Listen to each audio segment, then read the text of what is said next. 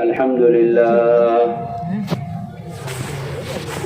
لله نحمده ونستعينه ونستغفره ونؤمن به ونتوكل عليه ونعوذ بالله من شرور أنفسنا ومن سيئات أعمالنا من يهده الله فلا مضل له ومن يضلله فلا هادي له ونشهد أن لا إله إلا الله وحده لا شريك له ونشهد أن سيدنا ونبينا ومولانا محمدا عبده ورسوله أما بعد فأعوذ بالله من الشيطان الرجيم بسم الله الرحمن الرحيم كنتم خير أمة أخرجت للناس تأمرون بالمعروف وتنهون عن المنكر وتؤمنون بالله وقال الله تبارك وتعالى ومن أحسن قولا ممن دعا إلى الله وعمل صالحا وقال إنني من المسلمين وقال الله تبارك وتعالى إنما يعمر مساجد الله من آمن بالله واليوم الآخر وأقام الصلاة وآتى الزكاة ولم يخش إلا الله فعسى أولئك أن يكونوا من المهتدين وقال عليه الصلاة والسلام لغدوة في سبيل الله أو روحة خير من الدنيا وما فيها وقال عليه الصلاة والسلام من ألف المسجد ألفه الله قال عليه الصلاة والسلام. بھائی جو کھڑے ہیں وہ بیٹھ جائیں، جن کے سامنے خالی جگہ ہے اس کو پر کر لیں.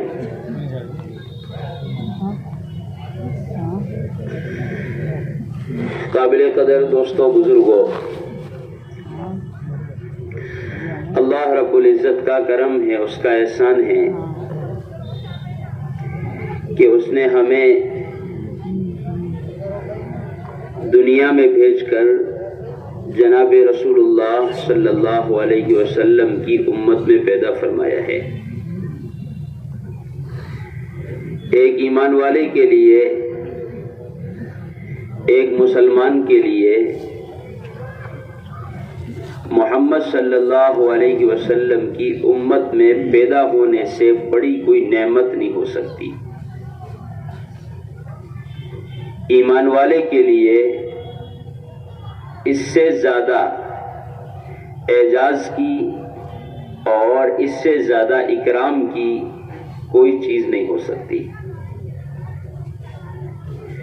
اس لیے کہ انسانیت کی عزت کا تعلق وہ دنیا کے اسباب اور چیزوں پر موقوف نہیں ہے. حضرت مولانا یوسف صاحب رحمۃ اللہ علیہ فرماتے تھے اگر انسان کی عزت اچھی گاڑی میں چلنا ہے تو انسانوں کی طرح کتے بھی معزز ہوتے. اگر انسان کی عزت اچھی کوٹھی میں اور اچھے بنگلے میں رہنا ہی ہو تو دنیا میں چوہے اور بلیاں بھی معزز ہوتی، کیونکہ دنیا کی کوئی کوٹھی اور بنگلہ ایسا نہیں ہے جس میں چوہے بلیاں نہ رہتی ہوں. اچھی گاڑیوں میں سفر کرنا ہی اگر عزت کی چیز ہو تو دنیا کے کتے بھی لگژری گاڑیوں میں چلتے ہیں. دنیا کے اسباب اور دنیا کی چیزیں یہ ایمان والے کے لیے عزت کی چیز نہیں ہے، بلکہ اس کے لیے عزت کی چیز، اس کے لیے تفاخر کا سبب کہ وہ اس کا جناب رسول اللہ صلی اللہ علیہ وسلم کا امتی بننا ہے. کہ اللہ تعالیٰ نے ہمیں محمد صلی اللہ علیہ وسلم کی امت میں پیدا فرمایا اور محمد صلی اللہ علیہ وسلم جیسے نبی اللہ نے ہمیں عطا فرما کر بہت ساری خصوصیتوں سے اور انعامات سے نوازا ہے. آپ علیہ الصلوۃ والسلام نے فرمایا میں آخری نبی ہوں، میرے بعد کوئی نبی نہیں آ سکتا۔ جس طرح اللہ کے نبی صلی اللہ علیہ وسلم کو نبی ماننا ایمان کے لیے شرط ہے، اسی طریقے سے آپ علیہ الصلوۃ والسلام کو آخری نبی ماننا یہ بھی ایمان کے لیے شرط ہے۔ جو شخص محمد صلی اللہ علیہ وسلم کو نبی تو مانتا ہے، لیکن آپ علیہ الصلوۃ والسلام کے آخری نبی ہونے میں شک کرتا ہے یا آخری نبی ہونے میں کوئی تعویل کرتا ہے یا اس کی کوئی تعلیل بیان کرتا ہے، تو اس کا ایمان بھی اللہ کے یہاں معتبر نہیں ہے۔ آپ علیہ الصلوۃ والسلام نے فرمایا انا خاتم النبیین لیس بعدی نبی، کہ میں آخری نبی ہوں، میرے بعد دنیا میں کوئی نبی نہیں آ سکتا۔ آپ علیہ الصلوۃ والسلام آخری نبی ہیں۔ آپ نے فرمایا میں آخری نبی، اور امت سے فرمایا کہ تم آخری امت ہو، تمہارے بعد دنیا میں کوئی امت نہیں آئے گی۔ قیامت تک نبوت محمد صلی اللہ علیہ وسلم کی چلے گی، اور قیامت تک امت محمد صلی اللہ علیہ وسلم کی رہے گی۔ آگے آپ نے فرمایا لیکن قیامت کے میدان میں تمام امتوں میں سب سے پہلے میری امت جنت میں جائے گی۔ ساری دنیا پریشانی میں، ساری دنیا حالات میں، ساری دنیا محشر کے عذاب میں مبتلا ہوگی۔ اس موقع پر اللہ کے نبی علیہ الصلوۃ والسلام ہی اللہ سے سفارش کر کے ساری انسانیت کے لیے حساب کتاب کا دروازہ کھلوا کر حساب کتاب شروع کروائیں گے۔ اس کے بعد جنت کا دروازہ کھولا جائے گا، اور جب تک محمد صلی اللہ علیہ وسلم جنت میں داخل نہ ہو اس وقت تک کوئی نبی جنت میں نہیں جا سکتا، اور محمد صلی اللہ علیہ وسلم کی امت جب تک جنت میں نہیں جائے گی اس وقت تک کسی امت کے کسی فرد کو جنت میں داخلے کی اجازت نہیں ملے گی۔ قیامت کے میدان میں اس امت کے بعض افراد ایسے ہوں گے کہ انہیں دیکھ کر انبیاء رشک کریں گے اور فرشتوں سے پوچھیں گے کہ یہ کون سے نبی ہیں؟ نبیوں کی جماعت میں تو یہ لوگ نہیں ہیں کہ آج ان کا اعزاز اور ان کا اکرام اور ان کا مرتبہ میدان محشر میں نبیوں جیسا معلوم ہو رہا ہے، یہ کون لوگ ہیں؟ تو فرشتے انہیں جواب دیں گے کہ یہ نبی نہیں ہے، لیکن آخری نبی محمد صلی اللہ علیہ وسلم کی امت کے وہ لوگ ہیں کہ جن کے ذمے نبوت والا کام تھا، نبوت والی ذمہ داری تھی۔ تو یہ آج جس طرح نبی اپنی امت کو لے کر جنت میں جا رہا ہوگا کہ اسی طرح یہ لوگ اپنے میدان محنت کے ساتھ جنت میں جا رہے ہوں گے۔ وسیق الذین اتقوا ربهم الی الجنۃ زمرا، کہ لوگ الگ الگ جماعتوں کی شکل میں جنت کی طرف بڑھیں گے، کہ ان کا یہ مقام دیکھ کر اور امت کا یہ مرتبہ دیکھ کر انبیاء بھی رشک کریں گے، یا اللہ یہ آخری نبی کے وہ امتی ہیں جن کا آج نبوت جیسا مقام ہے۔ اللہ تعالیٰ نے قرآن پاک کے اندر اس امت کے لیے وہ الفاظ استعمال کیے ہیں جو الفاظ صرف اور صرف انبیاء علیہ السلام کے لیے اختیار کیے جاتے تھے۔ قرآن میں اللہ نے فرمایا وَاجْتَبَاكُمْ کہ اللہ تعالیٰ نے امت محمدیہ صلی اللہ علیہ وسلم کو تمام امتوں میں چھانٹا ہے، امتا وسطا لتکونوا شہداء علی الناس، کہ آپ امت وسط ہیں اور قیامت کے میدان میں انبیاء کی گواہی میں تمہیں کھڑا کر کے تمہارا مقام بڑھایا جائے گا۔ قیامت کے میدان میں بعض انبیاء ایسے آئیں گے کہ جن کی قوم نے ان کی بالکل بھی بات نہیں مانی ہوگی، اللہ تعالیٰ کے سامنے قوم کے لوگ حجت کریں گے کہ یا اللہ ان نبیوں نے تو ہمیں کوئی بات نہیں سمجھائی، یہ نبی ہمارے پاس دعوت لے کر نہیں آئے۔ تو اللہ تعالیٰ انبیاء علیہ السلام سے فرمائیں گے کہ بتاؤ ہم نے تمہیں ذمہ داری دی تھی، تم نے اپنی قوم کو کیوں نہیں سمجھایا، تم نے اپنی قوم کو دعوت کیوں نہیں دی، تم نے اپنی قوم کو ہدایت کی راہ پر ڈالنے کی محنت کیوں نہیں کی؟ تو انبیاء علیہ السلام کہیں گے یا اللہ تو خوب جانتا ہے کہ ہم نے محنت نہیں کی ہے بلکہ محنت کا حق ادا کیا ہے، اس لیے کہ نبوت کی سب سے بڑی صفت، کہ سب سے بڑی صفت نبوت کی وہ امین ہونا ہے۔ جو حکم، جو پیغام اللہ کی طرف سے امت کو بھیجا جاتا ہے، نبی اپنا سب کچھ لگا کر اس حکم کو امت تک پہنچانے میں امین ہوتا ہے۔ تو نبی کہیں گے یا اللہ تو خوب جانتا ہے۔ اللہ تعالیٰ اس امت محمدیہ صلی اللہ علیہ وسلم کا مقام ساری دنیا کو بتلانے کے لیے اس امت کو لا کر کھڑا کریں گے، انبیاء سے پوچھیں گے کہ تمہاری اس بات پر گواہی کون دیتا ہے کہ تم نے اپنی قوم کو پوری بات پہنچائی ہے؟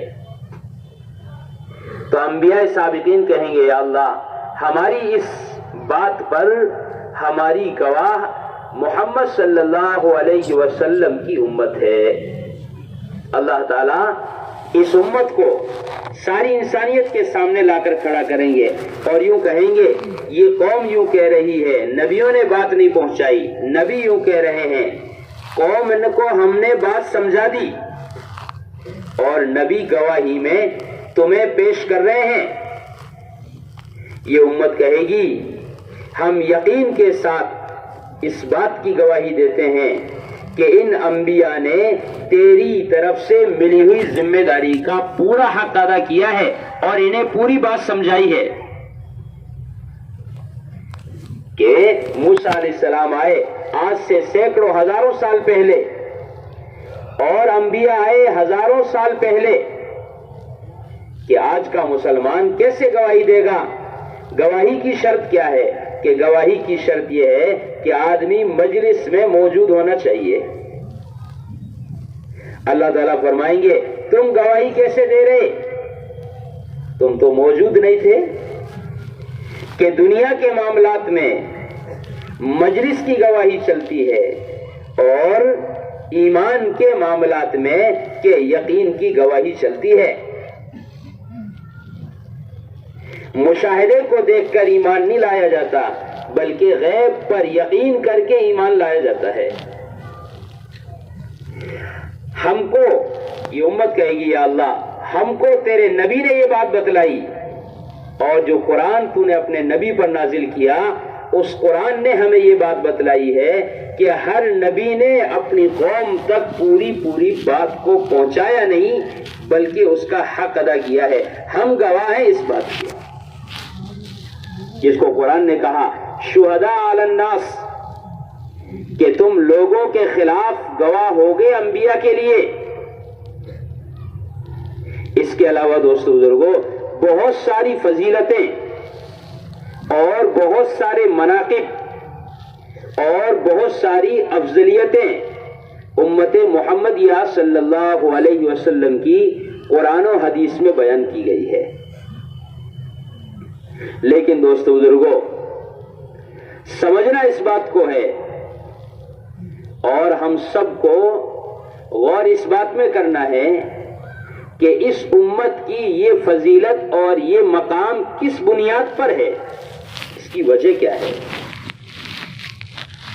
اگر ایمان والا یہ سوچتا ہے کہ میرا مقام تمام امتوں میں سب سے افضل اس لیے ہے کہ میں عبادت کرتا ہوں یا میں اللہ کے نام پر مال خرچ کرتا ہوں، تو تاریخ میں لکھا ہے کہ پہلی امتیں مال خرچ کرنے میں اور عبادت کے کرنے میں اس امت سے بہت آگے بڑھی ہوئی تھی۔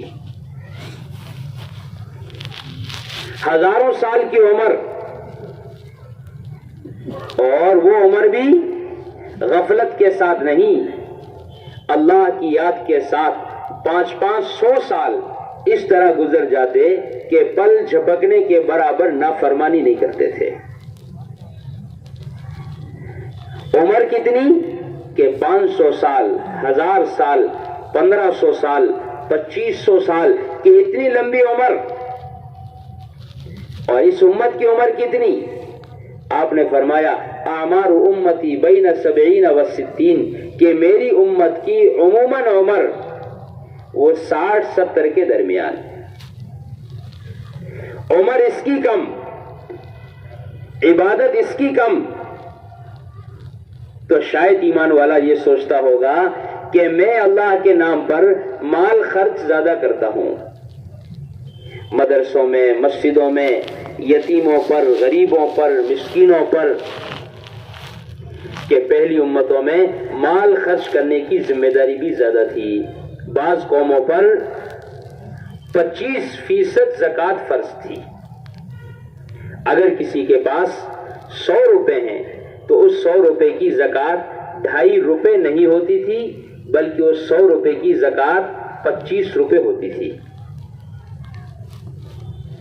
تو مال بھی ان کا زیادہ لگتا تھا، عبادات بھی ان کی زیادہ تھی، عمریں بھی ان کی زیادہ تھی۔ ان سب کے باوجود فضیلت اور مقام امت محمدیہ صلی اللہ علیہ وسلم کا بڑا ہوا ہے۔ اس کی وجہ کیا ہے؟ قرآن نے اس کی وجہ بیان فرمائی، کنتم خیر امت، تم بہترین امت ہو، تمہارا مقام تمام امتوں میں سب سے اعلیٰ ہے، تمہارا مرتبہ تمام امتوں میں سب سے اونچا ہے۔ وجہ اس کی کیا ہے؟ کہ اس کی وجہ ہے اخرجت للناس، کہ جس طرح انبیاء علیہم السلام کو انسانیت کی خیریت کے لیے، اس کی حفاظت کے لیے، اس کی ہدایت کے لیے رحمت بنا کر بھیجا جاتا تھا، کہ اسی طریقے سے امت محمدیہ صلی اللہ علیہ وسلم کے ایک ایک فرد کو اخرجت للناس، ساری انسانیت کے لیے رحمت کا پیغام لے کر بھیجا گیا ہے، کہ ساری دنیا کو امن کا پیغام سناؤ، ساری دنیا کو سلامتی کا پیغام بتلاؤ، ساری دنیا کو ظلمتوں سے اور غفلتوں سے نکال کر خیر کی طرف اور ہدایت کی طرف لے کر آؤ، کہ یہ تمہاری ذمہ داری ہے۔ تأمرون بالمعروف وتنہون عن المنکر، کہ دنیا میں سلامتی مال سے نہیں آتی، دنیا میں عزتیں عہدوں اور کرسیوں سے حاصل نہیں ہوتی، دنیا میں امن اور امان، سلامتی اور حفاظت اقتدار سے اور حکومتوں سے نہیں آتا، بلکہ دنیا کی زندگی، پرسکون زندگی تمام اقوام کے لیے، دنیا کی تمام قوموں کے لیے، دنیا میں بسنے والی تمام انسانیت کے لیے سلامتی آتی ہے، عافیت آتی ہے، امن و امان کا ماحول قائم ہوتا ہے، معروفات پر عمل کرنے سے اور منکرات اور برائیوں سے بچنے کے ذریعے سے۔ کہ جب انسان نیک اعمال کرتا ہے تو ان نیک اعمال کی برکت سے اللہ رب العزت دنیا کی زندگی کو خوشگوار اچھی زندگی بناتے ہیں، اور جب انسان نافرمانی کرتا ہے، اللہ کی بنائی ہوئی زمین میں اللہ کے حکم کے خلاف چلتا ہے، اللہ کے بنائے ہوئے ملک میں اللہ کے قانون سے ہٹ کر زندگی گزارتا ہے، تو اللہ رب العزت دنیا کے ماحول کو پرخوف ماحول بنا دیتے ہیں، پر اطمینان دنیا کے ماحول کو ظلمت کا اور نفرت کا ماحول بنا دیتے ہیں، کہ ساری دنیا خیر پر رہے، ساری دنیا عافیت کے ساتھ زندگی گزارے، کہ اس کی ذمہ داری محمد صلی اللہ علیہ وسلم کی امت کے ایک ایک فرد کی ہے،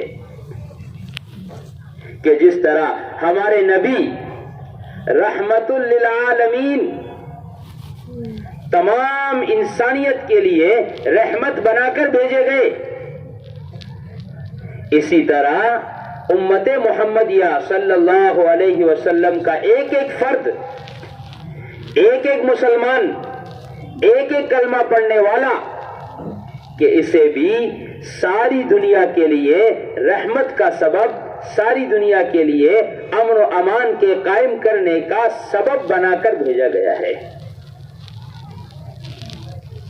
جیسے ابھی آپ نے عصر کے بعد سنا، مولانا محفوظ صاحب فرما رہے تھے، ایمان والی کی مثال دنیا کے اندر انسان کے جسم میں دل کی طرح ہے، کہ دل کا صحیح ہونا، دل کا صحیح چلنا، دل کا صحیح سوچنا، کہ یہ سارے جسم کی سلامتی کا سبب ہے، اور دل کا بگڑ جانا، دل کا بیمار ہو جانا، ظاہری یا باطنی طور پر، کہ یہ پورے جسم کو مصیبت میں ڈالنے کا سبب ہے۔ اگر اس کا ظاہری طور پر دل بگڑ گیا تو یہ ہاسپٹل میں اپنی زندگی گزارے گا، باطنی طور پر، روحانی طور پر اس کا دل بگڑ گیا تو جسم کو نافرمانی پر ڈالے گا، جس کے راستے سے ذلت کی زندگی گزارے گا۔ کہ ایسے ہی مسلمان اگر ایمان اور اسلام کا پابند ہو کر زندگی گزارے گا تو اس کا اثر اس کی ذات پر، اس کے معاشرے پر، اس کے معاملات پر، اس کے ملک پر اور ساری دنیا پر اس کے ایمان اور عمل کا اثر پڑے گا۔ اسلام کسی وچار دھارا کا نام نہیں ہے کہ یہ کوئی سوچ ہے یا یہ کوئی کلچر ہے یا یہ کوئی سوسائٹی ہے ایسی، کہ نہیں، اسلام کہ یہ دنیا کے اندر امن اور امان کے ماحول کو قائم کرنے کا سبب ہے۔ اگر مسلمان بن کر زندگی گزارے،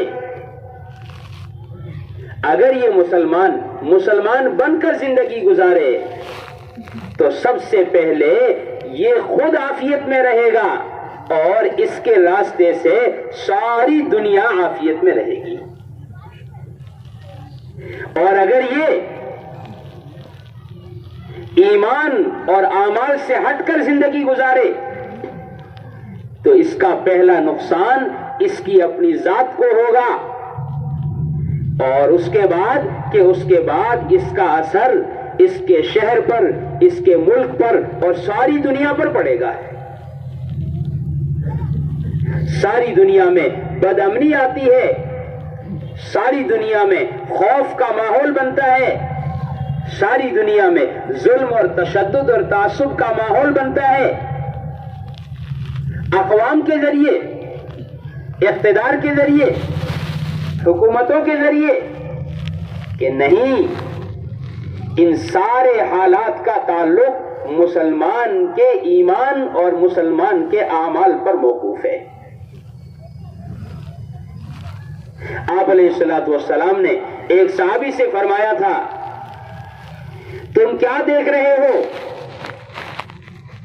کہ یہ ایمان اور عمل پر چلنے والے بہت خستہ حال اور کمزور لوگ ہیں، اس لیے شک میں پڑے ہوئے ہو؟ جب دنیا میں ایمان عام ہوگا، اسلام عام ہوگا، دنیا میں رہنے والا انسان ایمان اور اعمال کا پابند بن کر انسانیت کے حقوق کو ادا کرتا ہوا، اللہ کی فرما برداری کرتا ہوا جب یہ دنیا میں زندگی گزارے گا تو اللہ رب العزت ساری دنیا کا ماحول امن اور امان کا ماحول بنا دیں گے کہ آج تو ایک سے دوسرے کی جان محفوظ نہیں ہے۔ آپ نے فرمایا وہ زمانہ آئے گا، اس صحابی سے فرمایا وہ زمانہ آئے گا کہ جب انسان ایمان پر آئے گا، اعمال پر آئے گا، اخلاق پر آئے گا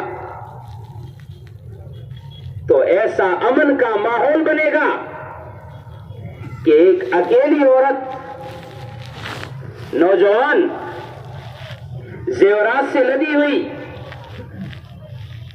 اپنے ملک سے چل کر مکہ مکرمہ آ کر اکیلی طواف کر کے چلی جائے گی، اس کو اپنے مقام پر واپس پہنچنے تک اس کو اپنی جان، اس کو اپنے مال، اس کی اپنی عزت اور اس کی اپنے آبرو پر ذرے برابر بھی کوئی خوف اور خطرہ نہیں ہوگا کہ ایسا امن کا ماحول بنے گا ایمان اور اعمال کا ماحول بننے سے۔ وہ صحابی فرماتے ہیں حضرت عمر رضی اللہ تعالیٰ عنہ کے زمانے میں میں نے دیکھا کہ ایک عورت شام سے چل کر اکیلی آئی اور بیت اللہ کا طواف کر کے گئی۔ حضرت عمر نے پوچھا بہن سفر کو کیسا پایا؟ تو کہنے لگی امیر المومنین ہر بڑے کی نظر میں باپ کی نظر محسوس کی، ہر برابر کے کی نظر میں بھائی کی نظر محسوس کی اور ہر چھوٹے کی نظر کو اپنے بیٹے کی نظر سے دیکھتا پایا کہ یہ کس کا اثر ہے؟ کہ یہ اثر ہے ایمان کا اور اعمال کا۔ ہم سمجھتے ہیں ایمان کا تعلق تو آخرت سے ہے، اعمال کا تعلق تو آخرت سے ہے، دنیا کے لیے تو دنیا کا طریقہ ہے کہ نہیں دوستو بزرگو، یہ دعوت قرآن کی نہیں ہے، یہ یقین اور یہ سوچ ایمان والے کی نہیں ہے، یہ عقیدہ مسلمان کا نہیں ہے کہ دنیا کی ترقی دنیا کے راستے سے اور آخرت کی ترقی اعمال کے راستے سے، کہ نہیں، یہ قرآن کی دعوت نہیں ہے، یہ تو اللہ کو نہ ماننے والوں کا عقیدہ اور ان کی سوچ ہے۔ آج اللہ معاف فرمائے ایمان والا بھی محنت سے کٹ جانے کی وجہ سے، اپنی ذمہ داری کو چھوڑ دینے کی وجہ سے یہ بھی اس غلط فہمی کا شکار ہے کہ دنیا میں ترقی چاہتے ہو تو دنیا کے راستے پر چلو اور آخرت بنانا چاہتے ہو تو اعمال کے ساتھ چلو۔ حالانکہ قرآن یوں کہہ رہا من عمل صالحا من ذکر او انثى وهو مؤمن فلنحيينه حیاتا طیبہ، کہ جو کوئی بھی انسان دنیا میں رہ کر ایمان اور عمل اختیار کرے گا، ہم سب سے پہلے اس کی دنیا کی زندگی خوشگوار اچھی زندگی بنائیں گے، دنیا کی زندگی میں سکون، دنیا کی زندگی میں اطمینان، دنیا کی زندگی میں راحت، دنیا کی زندگی میں عزت اللہ رب العزت عطا فرمائیں گے ایمان اور اعمال کی برکت سے۔ آخرت میں ہمیشہ ہمیش کی جنت کی شکل میں ان ایمان اور اعمال کا بدلہ ملے گا، اس کی برکت دنیا میں ملے گی اور اس کا اجر آخرت میں ملے گا، بدعملی کی نحوست دنیا میں ملے گی اور اس کی سزا آخرت میں ملے گی۔ ایسا نہیں ہے کہ دنیا کے حالات کا تعلق تو دنیا سے ہے اور آخرت کے حالات کا تعلق دینداری سے ہے، کہ نہیں، دنیا کے حالات کا تعلق بھی ایمان والے کے ایمان اور عمل سے ہے، اور آخرت کے حالات کا تعلق بھی ایمان والے کے ایمان اور عمل سے ہے۔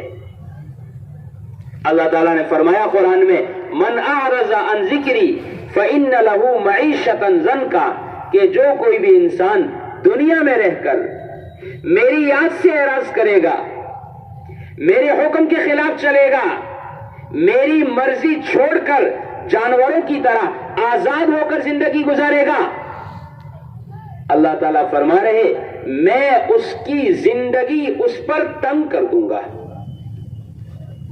مال کے باوجود، اسباب کے باوجود، چیزوں کے باوجود، شکلوں کے باوجود، دھن دولت کے باوجود، عزت اور کرسیوں اور عہدوں کے باوجود زندگی تنگ ہوگی جب زندگیاں ایمان اور اعمال سے خالی ہوگی۔ تو یہ اقوام عالم کے طرز پر دنیا کے باطل کی راہ پر چل کر عزت تلاش کرے گا، سکون تلاش کرے گا، راحت تلاش کرے گا، اپنی حفاظت تلاش کرے گا۔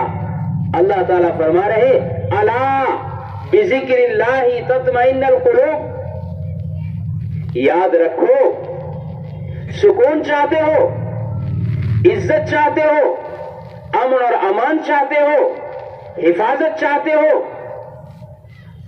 الا بذکر اللہ تطمئن القلوب، یاد رکھو دلوں کا اطمینان تو اللہ کو یاد رکھنے میں ہے۔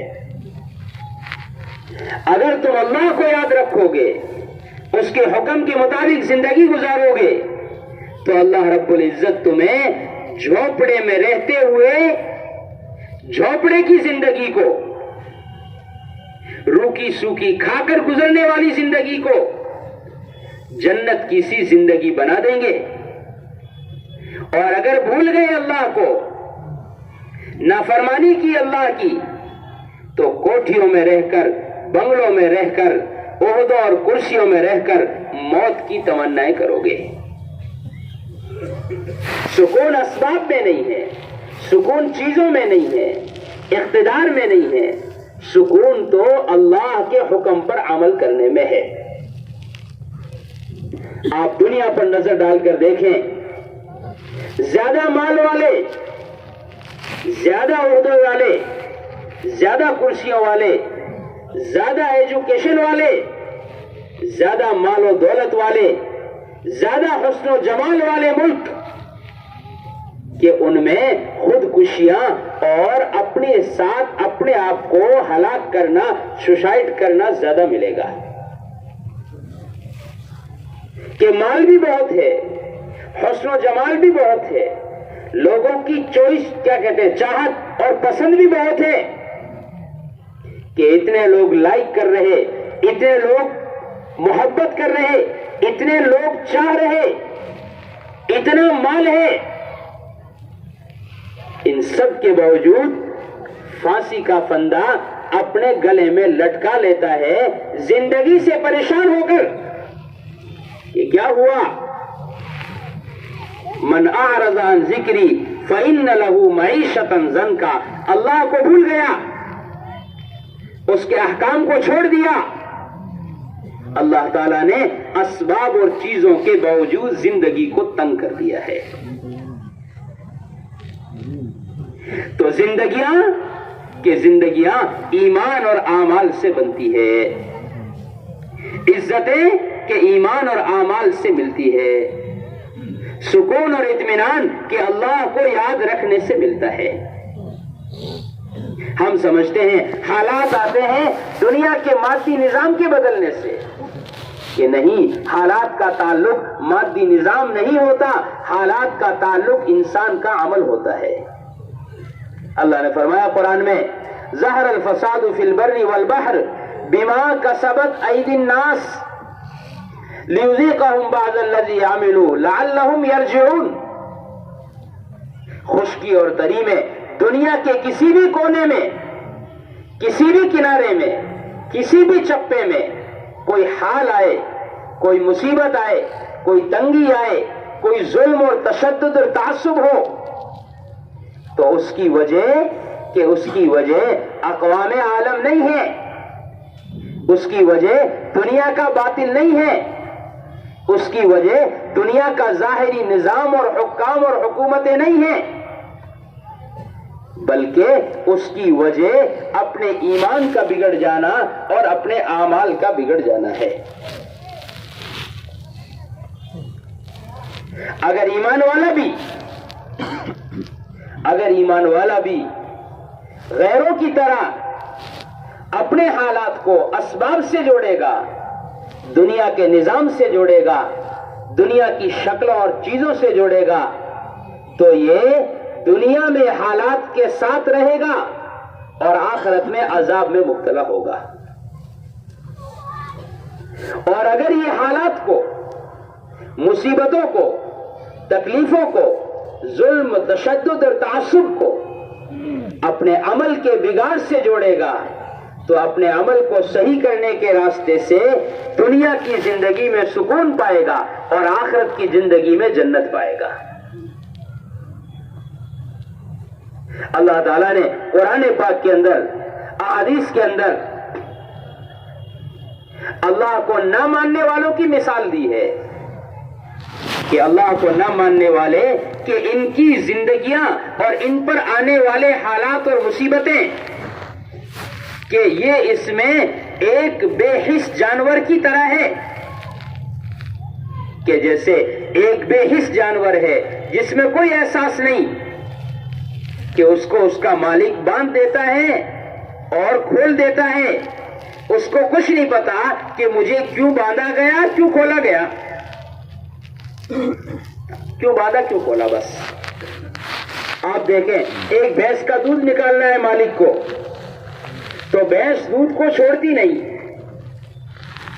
تو مالک کہ بھینس کا مالک اس کے بچڑے کو کھولتا ہے اور اس کے نیچے چھوڑ دیتا ہے۔ جب بھینس دودھ چھوڑ دیتی ہے تو یہ واپس باندھ دیتا ہے، اس بچڑے کو کچھ نہیں خبر کہ مجھے کیوں باندھا گیا، کیوں کھولا گیا۔ ایمان والا جب ایمان اور اعمال پر نہیں ہوتا تو یہ حالات سے کچھ نہیں سمجھ پاتا کہ مجھ پر یہ حالات کیوں آئے ہیں۔ ایمان والے کی مثال دی حدیث میں کہ ایمان والے کی مثال وہ چراگاہ میں پیر میں رسی باندھ کر چھوڑے ہوئے گھوڑے کی طرح ہے، کیونکہ گھوڑا حساس جانور ہوتا ہے۔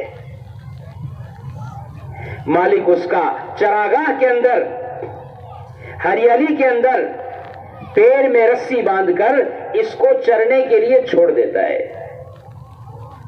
کہ تیری ایک حد طے ہے، ایمانیات میں طے ہے، عبادت میں طے ہے، معاملات میں طے ہے، معاشرت میں طے ہے، اخلاق میں طے ہے کہ تیری حد اور چراگاہ متعین ہے کہ اس سے تو متجاوز نہیں ہوگا، اس کو پار نہیں کر سکتا۔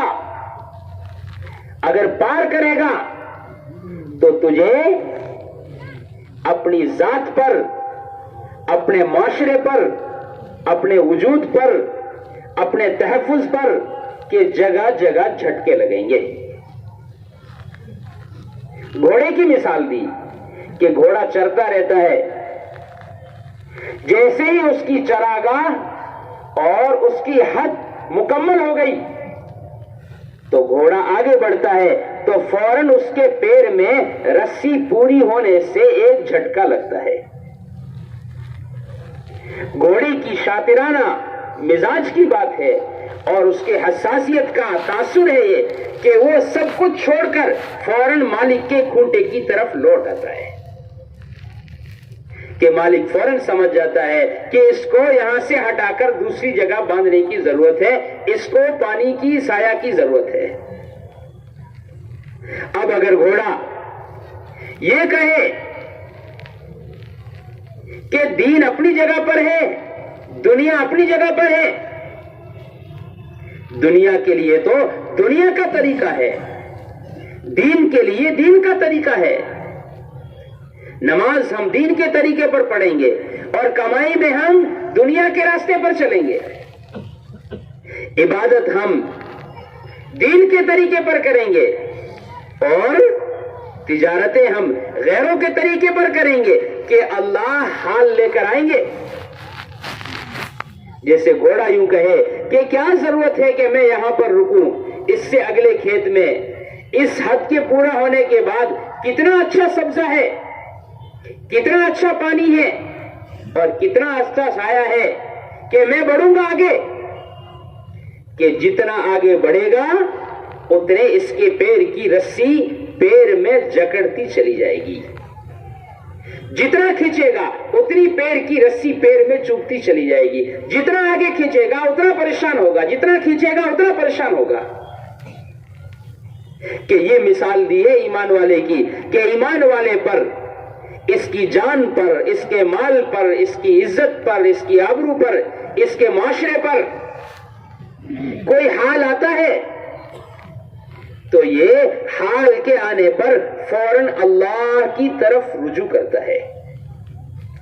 اگر یہ اللہ کی طرف آ جائے تو اللہ تعالیٰ اس کے حالات ٹھیک کر دیں، اگر یہ اسباب کی طرف اور چیزوں کی طرف جائے، مادی اسباب اور دنیا کے نظام کو سمجھے، تو جتنا آگے بڑھے گا نافرمانی میں کہ اتنا اس کے پیر کی رسی اور اس کے حالات کے سخت سے سخت ہوتے چلے جائیں گے۔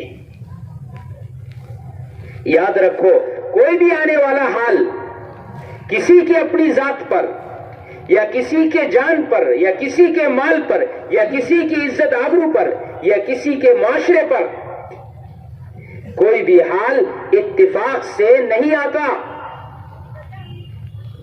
حکومتوں کے بدلنے سے نہیں آتا، اقتدار کے بدلنے سے نہیں آتا، حال آتا ہے ایمان والے کے عمل کے بگڑنے سے۔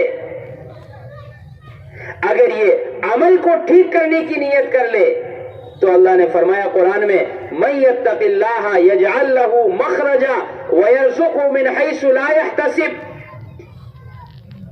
کہ یہ بات کر رہا اقتدار کی، یہ بات کر رہا دنیا کے باطل نظام کی، اگر زمین اور آسمان بھی مل جائے، یعنی دنیا کی تمام طاقتیں اور قوتیں ایمان والے کے خلاف مجتمع ہو جائے، لیکن یہ تقوی پر ہے، ایمان پر ہے، اعمال پر ہے، اللہ تعالیٰ فرما رہے میں اس کے لیے نجات کا راستہ نکالوں گا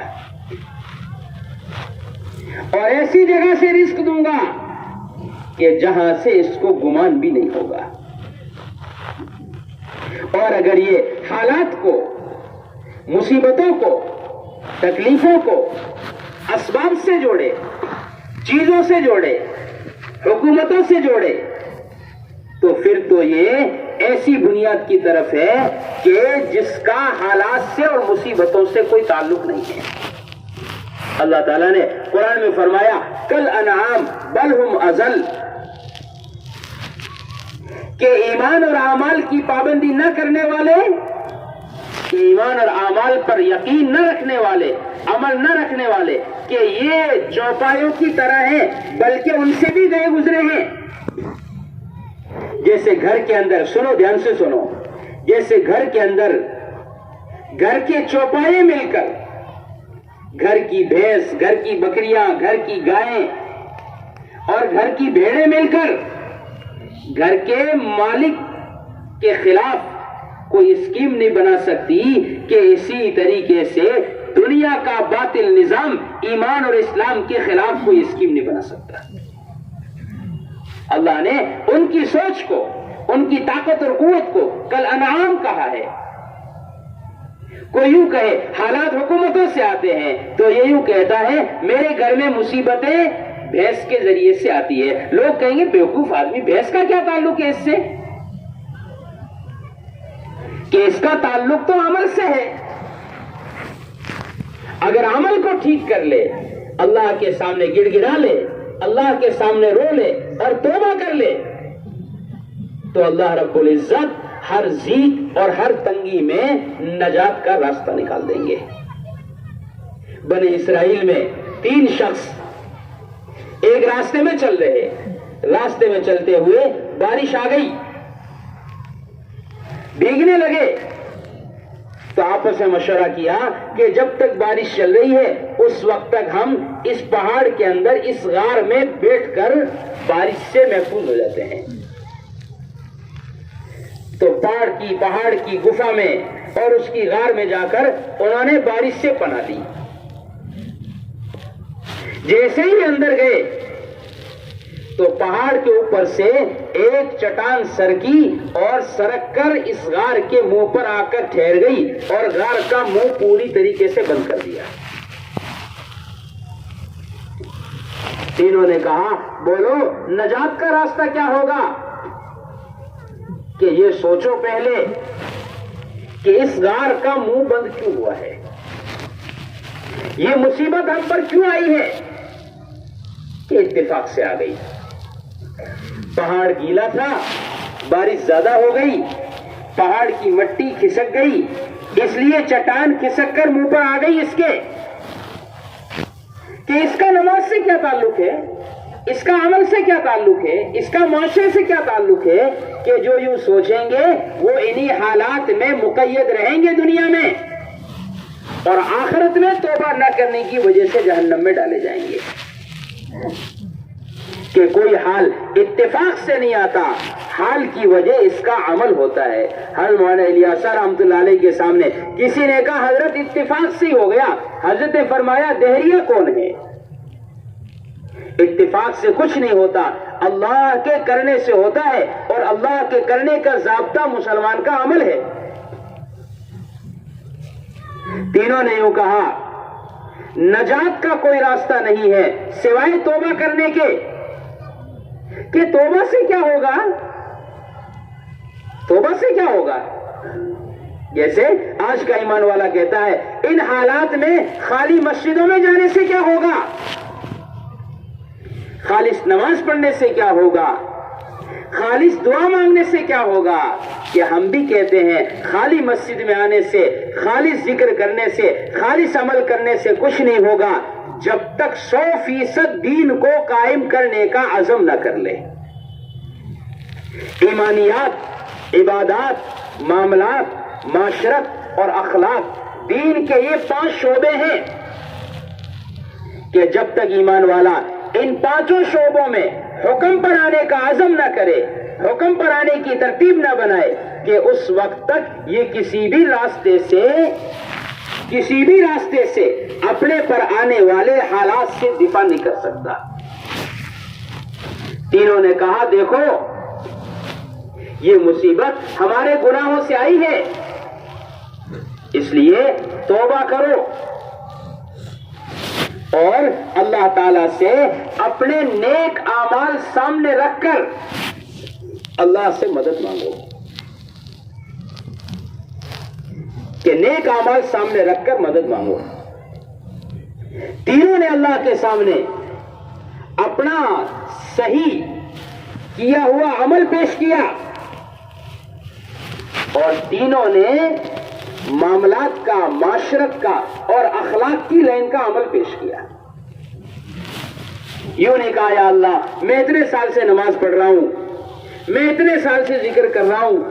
حضرت فرماتے تھے حالات آئیں گے معاشرے کی خرابی سے، حالات آئیں گے کمائیوں میں حرام کے نقشوں کی وجہ سے، حالات آئیں گے اخلاق اور معاملات کے بگڑنے سے، اور یہ کہ یہ دعا مانگ کر، صدقہ کر کے، کسی یتیم کو کھانا کھلا کر اللہ سے یوں کہے گا یا اللہ میری اس مصیبت کو دور کر دے، حالانکہ حال کے آنے کا راستہ دوسرا ہے. مکان میں سردی کی طرف سے سردی کی رخ کی کھڑکی جائے اور یہ گرمی کی طرف سے رکھی ہوئی کھڑکی کا دروازہ بند کر دے. بولو اس سے سردی رک جائے گی؟ ارے بولو رک جائے گی اس سے؟ یہ کہے صاحب کیا بات ہے، سردی آ رہی تھی میں نے ادھر 50,000 کی کھڑکی لگائی ہے، کہ یہ 50,000 کی کھڑکی ادھر آ کر اس سردی کو نہیں روک سکتی. کہ میں نے 50,000 صدقہ کیا ہے، مدرسے میں لگائے ہیں، مسجد میں لگائے ہیں، یتیموں غریبوں پر لگائے ہیں، کہ کمائے کہاں سے ہے، حقوق کتنے ادا کیے ہیں، معاشرت کیسی ہے، کہ حالات ادھر سے آئیں گے اور ڈانٹ دوسری طرف لگائیں گے کہ اس ڈانٹ سے ادھر سے آنے والے حالات کبھی نہیں رک سکتے. تو تینوں نے معاشرے کی لائن کا عمل پیش کیا. پہلے نے کہا یا اللہ تو خوب جانتا ہے میرے گھر میں میرے بڑے ماں باپ تھے, میں ان کی خدمت کیا کرتا تھا, دن بھر مزدوری کر کے رات کو گھر میں آتا تھا تو بکریوں کا جانوروں کا دودھ نکال کر پہلے ماں باپ کو پلاتا تھا, اس کے بعد اپنے بچوں کو پلاتا تھا. ایک دن میں رات کو تاخیر سے آیا تو دیکھا کہ ماں باپ سو چکے ہیں, والدین سوئے ہوئے ہیں. میں دودھ لے کر ان کے سرانے رات بھر اس انتظار میں کھڑا رہا کہ کہیں ایسا نہ ہو کہ میں ان کو جگاؤں اور ان کو تکلیف ہو جائے. اس لیے کہ قرآن نے اپنے والدین کے بارے میں ایسا لفظ اور ایسی بات بولنے سے منع فرمایا ہے کہ جس سے ان کو ذرے برابر بھی تکلیف ہو. اف کا لفظ ہے قرآن میں, اف مت کہو انہیں, یعنی کسی کام کو, شرعی کام کو, حقوق کے لین کے کام کو, ذمہ داری کے لین کے کام کو وہ تم سے کہے اور تم ان کو جواب میں کہو یہ بھی کوئی بات ہے کیا کہ انہیں اف بھی نہ کہو. تو یہ کہنے لگا میں رات بھر کھڑا رہا, میرے بچے بھوکے سو گئے, لیکن میں نے والدین سے پہلے انہیں دودھ پلانا گوارا نہ کیا. یا اللہ اگر یہ میرا عمل تیری رضا کے لیے ہے تو ہمیں اس مصیبت سے نجات دے دے. آج ایمان والا دعا تو مانگتا ہے لیکن اعمال پیش نہ کر کے اسباب پیش کرتا ہے. یا اللہ فلاں حکومت کو بدل کر مسلمان کے حال ٹھیک کر دے, کہ حال حکومت سے نہیں آئے, حال عمل کے بگاڑ سے آئے ہیں, حال عمل کے بگاڑ سے آئے ہیں. دوسرے نے کہا یا اللہ تو خوب جانتا ہے کہ میرے گھر ایک مزدور نے آ کر مزدوری کی, میں نے سوچا اس کو شام کو مزدوری دوں گا, یا اس وقت میرے پاس تھی نہیں, میں دے نہیں پایا, اور وہ آدمی اپنا کام کر کے چلا گیا. اس کی مزدوری کا جو پیسہ میرے پاس تھا اس پیسے کو میں نے تجارت میں لگایا اور اس میں بہت زیادہ مال ہو گیا. میں انتظار کرتا رہا کہ یہ شخص کب آئے گا, میں اس کی مزدوری دوں گا. ایک مدت کے بعد وہ آیا اور آ کر کہنے لگا بھائی ایک دن کی مزدوری باقی ہے. یہ کہنے لگا یا اللہ تو خوب جانتا ہے, میں نے اس سے کہا یہ جو جانور نظر آ رہے ہیں, بھیڑ بکریاں اونٹ گائے, یہ سب تیری مزدوری ہے, لے جا. یہ کہنے لگا مذاق کیوں کرتا ہے, مجھے تو ایک دن کی داڑھی چاہیے. کہا تیری داڑھی سے, تیری مزدوری کے پیسے سے میں نے تجارت کی ہے, یہ سارا تیرا مال ہے, تیرا ہی حق ہے, تو لے جا. وہ کہنے لگا یا اللہ تو خوب جانتا ہے کہ وہ شخص سارا ریوڑ ہکا کر لے گیا اور یہ میں نے تیری رضا کے لیے کیا تھا. اگر یہ عمل تجھے مقبول ہے تو ہمیں اس مصیبت سے نجات دے دے. ان دونوں کے عمل پر چٹان سرک تو گئی لیکن تھوڑی تھوڑی سرکی, نجات کا راستہ تینوں کے لیے نہیں نکلا. کیوں؟ اس لیے کہ حال تو آئے عام انسانوں کی نافرمانی سے, تو یہ حال ایک کے توبہ کرنے سے ٹھیک نہیں ہو سکتے. کہ 90% امت کا طبقہ نماز چھوڑے, حالات اس سے آئے, اور 5% اللہ تعالیٰ سے رو رو کر دعائیں کرے کہ اس سے حالات ٹھیک ہو جائیں گے, کہ نہیں اس سے حالات ٹھیک نہیں ہو سکتے. چاہے یہ 5% اعلیٰ درجے کے اللہ والے کیوں نہ ہو, بیت اللہ کا گلاف پکڑ کر دعائیں کیوں نہ کرتے ہو, ان کے حالات ٹھیک نہیں ہوں گے جب تک امت کا مجموعہ توبہ نہ کرے. کہ نافرمانی مل کر کریں, نافرمانی اکثر حصہ کرے, اور دعا میں ایک حصہ آ جائے, توبہ میں ایک حصہ آ جائے, ایمان و عمل کو صحیح کرنے کا ارادہ ایک جز کر لے, کہ اس سے نہیں ہو سکتا نجات کا راستہ. دونوں کے عمل قبول, دونوں کی توبہ قبول, لیکن چٹان اتنی نہیں سرکی کہ ایک بھی نکل سکے، کہ ایسا نہیں ہے ایک کو نکالو پھر بند کرو، ایک کو نکالو پھر بند کرو، کہ نہیں ایسا نہیں ہے۔ امت کا مسئلہ کہ امت کا مسئلہ اجتماعی ہے۔ اب تیسرے نے اپنا عمل پیش کیا، یا اللہ تو خوب جانتا ہے کہ معاشرے کی لائن میں، رہن سہن اور سوسائٹی کی لائن میں میری زندگی صحیح نہیں تھی، میرا ارادہ میری اپنی رشتہ دار عورت کے ساتھ غلط تھا، میں ہر کوشش میں تھا کہ کسی طرح میں اس کے ساتھ رہ کر اپنی خواہش پوری کروں، تنہا ہو جاؤں اس کے ساتھ۔ ایک موقع آیا کہ مجبوری ہو گئی اس عورت کے لیے، اور وہ عورت مجبور ہو کر گناہ کی طرف آ گئی، کہ جب مال والے اور جن کو اللہ نے ثروتیں دی ہے وہ اپنے مال کی زکاتیں ادا نہیں کریں گے، اور وہ اپنے مال کا مصرف اپنی خواہشات کو بنائیں گے، اونچی کوٹھی، اونچا بنگلہ، اونچی گاڑی، اور فضول اور لہو و لعب میں، شادیوں میں اور نکاحوں میں لاکھوں اور کروڑوں خرچ کریں گے، کہ جب یہ اپنا مال اپنی خواہشات پر لگائیں گے تو امت کا غریب طبقہ بھوک کی وجہ سے ذلت کا شکار ہوگا، کہ اس کا گناہ ان کو ہوگا جن کو اللہ نے مال دیا ہوا ہے، کہ یہ مال صرف تیرا حق نہیں ہے، یہ امت کے یتیموں غریبوں کا حق ہے۔ آج امت مفلسی کی وجہ سے، غربت کی وجہ سے، حالات کی وجہ سے معصیت کی طرف جا رہی ہے، گناہوں کی طرف جا رہی ہے، اور یہ بیٹھ کر چرچا تو کرتا ہے لیکن اپنے جان و مال کی ترتیب بنانے کو تیار نہیں ہے، کہ یہ اپنی بیٹی کی شادی میں کروڑ خرچ کرے گا، اور کسی یتیم، مسکین اور غریب کی مدد کے لیے اور اس کی شادی میں لگانے کے لیے اس کو چند پیسے لگانے کی توفیق نہیں ہوگی۔ اگر لگا بھی دے گا تو پیسے لگانے کا احسان کہ اس سے بڑا ظلم اس پر یہ کرے گا کہ اس کو ہمیشہ کے لیے غریبی کی مہر اس پر لگائے گا، کہ صاحب پیسہ تو میں لگاؤں گا لیکن فوٹو کھینچ کر اس کو اخبار میں شائع کریں گے، اور اس کو فلاں جگہ پر چھاپیں گے، اور اس کو فلاں جگہ پر افشا کریں گے کہ یہ وہ غریب لوگ ہیں جن کے امت کے مالداروں نے ان پر احسان کر کے ان کی غریبی میں ان کی مدد کر کے ان کی شادیاں کی ہے، کہ تم نے ان پر احسان سے زیادہ تو ظلم کر دیا۔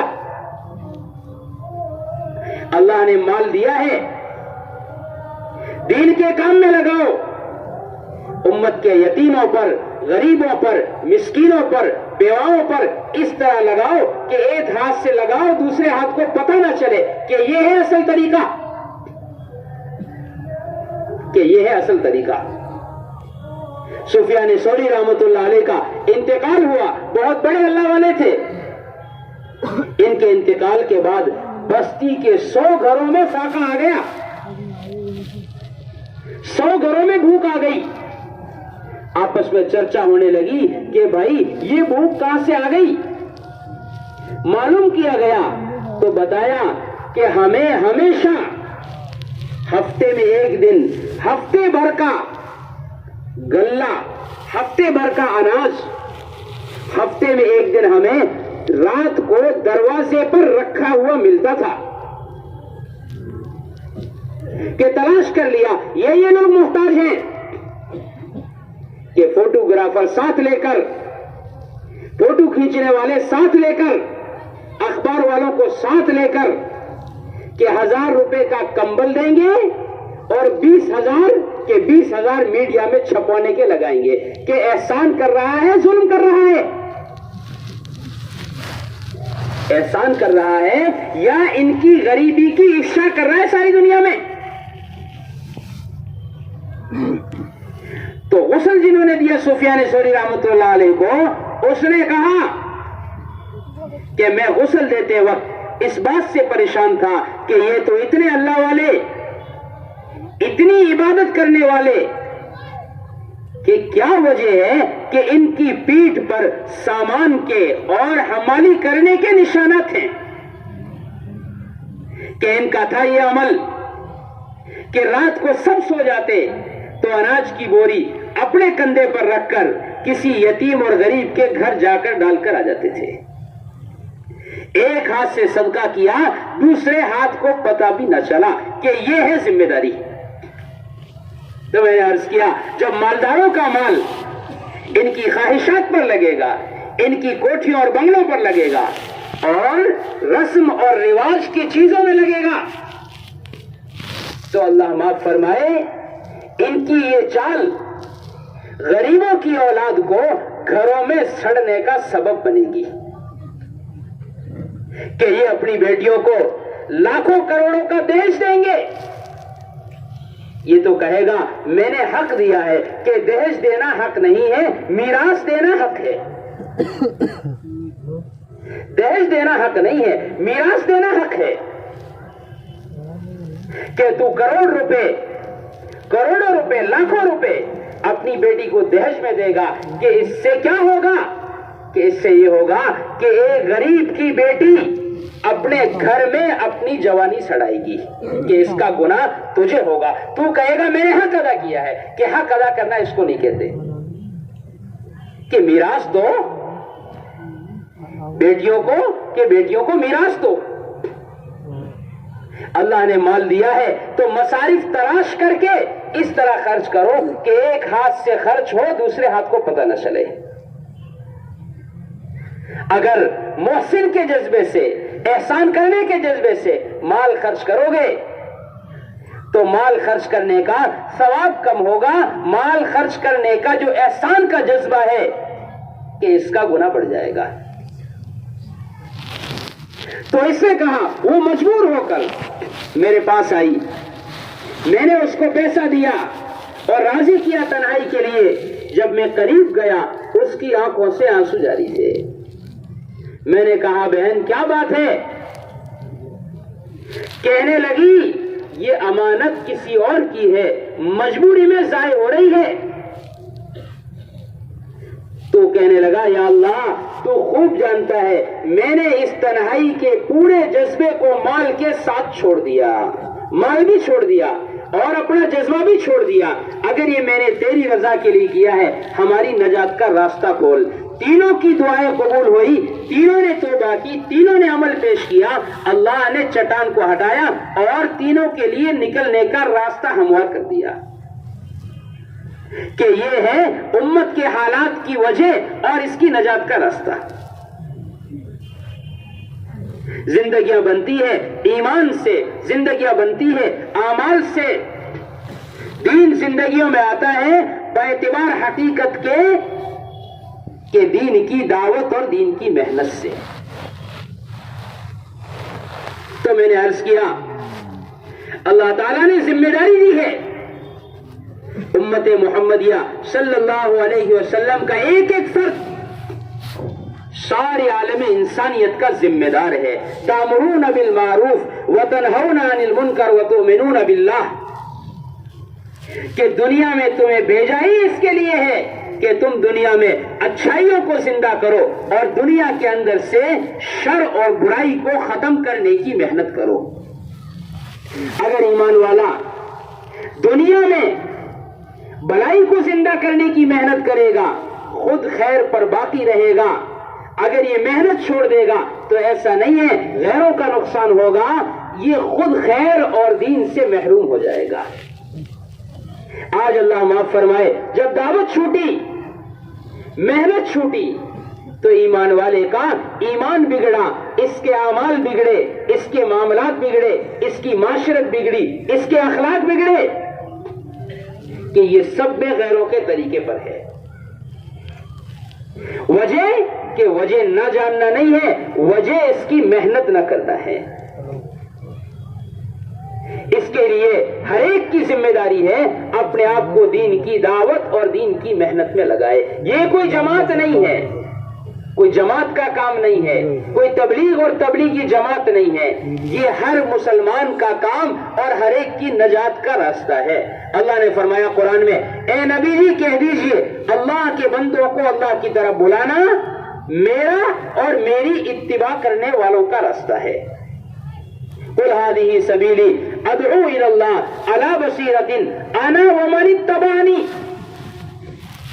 میرا بھی کام ہے اور جس نے لا الہ الا اللہ محمد رسول اللہ پڑھ کر میری اتباع کی ہے، جس نے مجھے نبی مانا ہے، جو مجھ پر ایمان لایا ہے، کہ اس کی بھی ذمہ داری، اس کا بھی کام ہے کہ اللہ کے بندوں کو اللہ کی طرف بلانے کی محنت کرے۔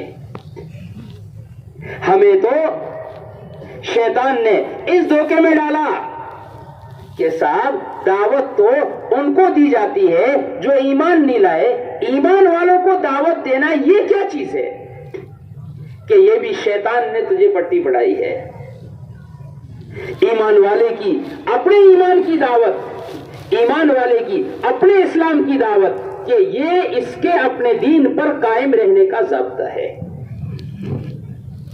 آپ صحابہ کی زندگی اٹھا کر دیکھیں، محمد صلی اللہ علیہ وسلم کا زمانہ اٹھا کر دیکھیں، تو جس طرح اقوام عالم کو ہدایت کی طرف لانے کی محنت ہوتی تھی کہ اس سے زیادہ محنت ایمان والوں کو ایمان اور اعمال کو سکھلانے کی ہوتی تھی۔ مدینہ منورہ کے اندر مسجد نبوی کے ماحول میں ایمان والوں کو یقین سکھلانے کی، علم سکھلانے کی، قرآن سکھلانے کی مستقل محنت ہوتی تھی، اور جس طرح مدینہ منورہ سے جماعتیں بن کر اقوام عالم کو ہدایت کی طرف لانے کی کوشش ہوتی تھی، اس سے کئی گنا زیادہ مدینہ منورہ سے ایمان والوں کو ایمان اور اعمال پر قائم رکھنے کی جماعتیں روانہ کی جاتی تھی۔ اس لیے کہ اگر ایمان والا اپنے دین پر قائم نہ رہا تو یہ دنیا میں کسی بھی راستے سے اپنے دین کا تعارف نہیں کروا سکتا۔ اس لیے کہ اقوام عالم کے لیے ہدایت کا راستہ ایمان والے کی تقریر اور تحریر نہیں ہے، بلکہ اس کا عملی اسلام ہے۔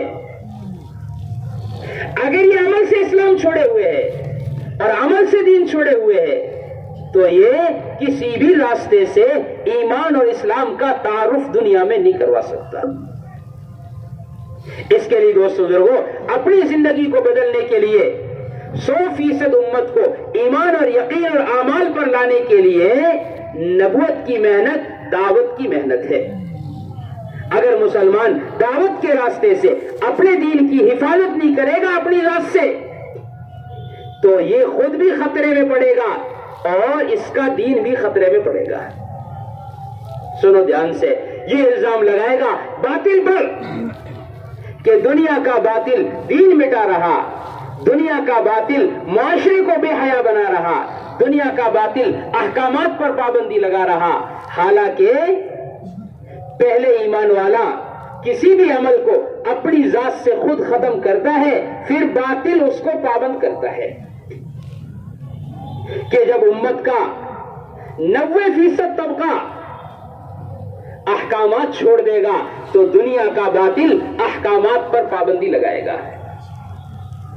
جب امت کا 80%، 90% معاشرہ بے حیائی پر آئے گا تو دنیا کا باطل اسے بے حیائی پر مجبور کرنے کے لیے قانون لائے گا، کہ یہ الزام لگائے گا باطل پر کہ تمہارے نزدیک اگر حیا اتنی ضروری ہے، تمہارے نزدیک ستر اتنا ضروری ہے، تو 90% معاشرہ بے حیا کیوں ہے، بے پردہ کیوں ہے؟ کہ لاؤ اس کا جواب۔ ہم الزام لگائیں گے باطل پر۔ حضرت فرماتے تھے مسلمان جب تک اپنی ذات سے کسی دین کو ختم نہ کرے، دنیا کا باطل اس دین کو مٹانے کی جرات نہیں کر سکتا۔ اگر اسے اپنی ذات سے اپنا دین چھوڑ دیا، دنیا کا باطل اس دین کو مٹانے کے لیے جری ہوا اور اس نے باطل کا مقابلہ کیا، تو اللہ کی مدد اور اللہ کی نصرت اس کے ساتھ نہیں آ سکتی۔ اس لیے کہ اللہ کی مدد و نصرت کا ضابطہ وہ اپنے آپ کو شریعت اور سنت کا پابند بنانا، یہ پہلا ضابطہ ہے۔ اگر کوئی پولیس والا ٹریفک کا قانون توڑ کر لوگوں کے چالان کاٹنے شروع کر دے اور اس کے خلاف کیس ہو جائے تو ساری کورٹ کچہریاں اپنے اس پولیس والے کا ساتھ دینے سے انکار کر دیں گے کہ خود قانون توڑ رہا ہے، خود وردی کے ساتھ نہیں ہے، خود ڈیوٹی کے لوازمات کے ساتھ نہیں ہے، کہ پہلے تو اس کا اپنا ذات سے نافرمانی اور قانون کو توڑنا ہی عوام کے دلوں میں قانون کو توڑنے کی جرات پیدا کر دے گا۔ آپ دیکھیں، ماسک لگانا قانون ہے، ایک جگہ پر پولیس والے کھڑے ہیں، ایک بائک والا ماسک کے بغیر جا رہا، ان کو دیکھتے ہی ماسک لگاتا ہے، لیکن معلوم ہوتا ہے انہوں نے نہیں رکھا تو فوراً جری ہو کر نکلتا ہے کہ یہ ہمارا کچھ نہیں کر سکتے۔ جب ایمان والا اسلام پر ہوتا ہے تو دنیا کا باطل دیکھتا ہے، ان کی مخالفت کر کے ان سے مقابلہ نہیں کرنا پڑے گا، ان کے پیچھے آسمان کا نظام ہے، آسمان کی طاقت ہے، اس لیے کہ دنیا کا کوئی بھی باطل اور دنیا کا کوئی بھی مذہب آسمانی طاقت کا اور خدا کی قدرت کا منکر نہیں ہے۔ اسلام کا منکر تو ہو سکتا ہے لیکن قدرت کا اور پرکرتی کیا کہتے ہیں اس کا کوئی منکر نہیں ہے، اس کو سب مانتے ہیں کہ جب یہ ایمان پر نہیں، اعمال پر نہیں، کو قدرت کا ساتھ اس کے ساتھ نہیں ہے، اس لیے کہ جو چاہے کرو۔ اب اگر یہ خود قانون توڑے ہوئے ہے اور دوسرے کا قانون کو دوسرے کا چالان پھاڑ رہے ہیں تو کورٹ میں جانے پر کہ پہلے کاروائی کس کی ہوگی؟ کہ پہلے کاروائی ہوگی خود قانون توڑ کر جو دعویٰ کر رہا ہے کہ پہلے اس کے ساتھ کاروائی۔ یہ کہے گا میں تو تمہارا آدمی ہوں، کیا ہمارا آدمی ہونے سے نہیں چلے گا، ہمارے قانون پر ہے یا نہیں ہے؟ ایمان والا کہتا ہے میری مدد کیوں نہیں، میں تو مسلمان ہوں۔ کہ اللہ کی مدد قوم کی بنیاد پر نہیں ہے، اللہ کی مدد تو اسلام کی بنیاد پر ہے کہ اسلام کتنا اپنایا ہے عبادت میں، ایمان میں، معاملات، معاشرت اور اخلاق میں، کہ دین کے تمام شعبوں میں احکامات کتنے ہیں کہ اللہ کی مدد اس سے آئے گی۔ ایمان اور اسلام حقیقی طور پر اپنائے بغیر یہ باطل کے خلاف کسی بھی کوشش میں اور کسی بھی امید میں کامیاب نہیں ہو سکتے۔ یہ سمجھتا ہے باطل کا سہارا لے لو کہ جس دین کو خود چھوڑا اور خود چھوڑنے کی وجہ سے اس جرم کی سزا میں ظلم مسلط ہوا کہ پہلے اس کو ٹھیک کرو۔ ایمان والا سوچتا ہے میرے پر حالات اس لیے آتے ہیں کہ میں مسلمان ہوں، کہ نہیں، حالات مسلمان ہونے کی وجہ سے نہیں آتے، حالات نافرمان ہونے کی وجہ سے آتے ہیں۔ دین پر بھی حالات ایمان والے کے دین چھوڑنے سے آتے ہیں، اس کی ذات پر بھی حالات اللہ کی نافرمانی کرنے کی وجہ سے آتے ہیں۔ یہ بددعا کرے کہ اس کی بددعا مقبول نہیں ہوگی۔ حضرت فرماتے تھے ایک چور چوری کر لے، پولیس والے اسے پکڑ کر لے جائیں، جیل خانے میں لے جا کر اس کی پٹائی کریں، یہ روتا ہوا یوں کہے جو چاہے کر لو، ابھی تو صبر کر رہا ہوں، تہجد میں اٹھ کر تمہارے بیڑے گر کروا دوں گا۔ کہ تہجد میں اٹھے، ٹھنڈے پانی سے وضو کرے اور یوں کہے یا اللہ ان سب کو ہلاک کر دے، کہ خود دعا کر لے، امام صاحب سے کروا لے، مولانا صاحب سے کروا لے، امام حرم سے کروا لے بددعا، کہ تمام اہل اللہ کی بددعائیں مل کر کے بھی ان پولیس والوں کو، ان سزا دینے والوں کو ہلاک نہیں کروا سکتی، اس لیے کہ یہ ظلم نہیں، یہ جرم کی سزا ہے۔ ایمان والے کو ظلم تو نظر آ رہا لیکن جرم نظر نہیں آ رہا، اس پر ہونے والا ظلم تو نظر آ رہا لیکن خود کی ذات کا ظلم نظر نہیں آ رہا ہے۔ کہ جب تک مظلوم ظلم سے نہ نکلے اس وقت تک مظلوم کے ساتھ بھی اللہ کی مدد نہیں ہے. ایک آدمی ظالم ہو کر مظلوم ہے تو اس کے ساتھ اللہ کی مدد نہیں آ سکتی، مظلوم ہوتے ہوئے بھی خود ظالم ہونے کی وجہ سے. ایک آدمی کسی کے پلاٹ پر جا کر راتوں رات مکان بنا کر قبضہ کر کے بیٹھ جائے، مکان والے کو پتا چلے، پلاٹ والے کو پتا چلے، اپنے گھر والوں کو لے کر آئے، لاٹھی ڈنڈے لے کر اس کو پیٹ کر، اس کا سر پھاڑ کر، اس کے ہاتھ پیر توڑ کر اس کو مکان سے نکال دے. یہ یوں کہے صبر کرو اللہ کی مدد ہمارے ساتھ ہے.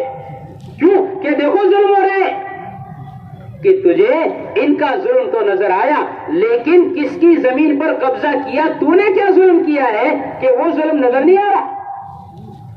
کہ جب تک تو اس ظلم سے نہ نکلے گا اس وقت تک اللہ کی مدد تیرے ساتھ نہیں ہے. اللہ نے قرآن میں فرمایا اے ایمان والو اپنی ذات پر ظلم نہ کرو.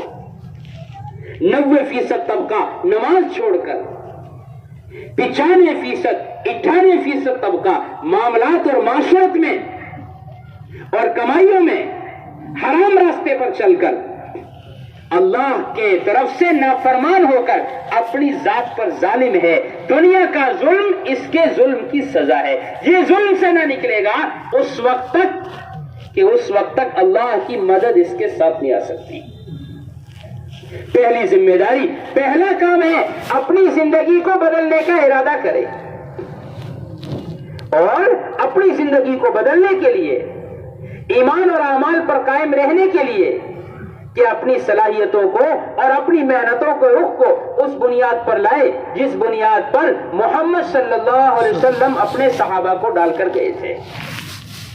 امام مالک رحمۃ اللہ علیہ فرماتے اس امت کے بعد والوں کی اصلاح اس وقت تک نہیں ہو سکتی جب تک وہ نہ کیا جائے جو ان کے پچھلوں کے لیے یعنی صحابہ کے لیے کیا گیا تھا.